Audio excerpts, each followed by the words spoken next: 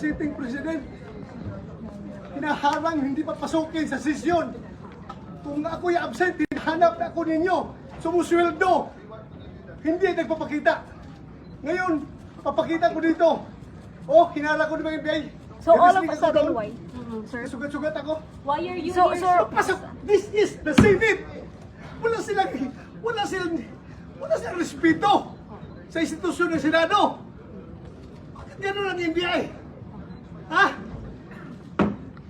Ano pong plano niyo, sir, sa ginawa sa inyo, sir? Pag-usap kami.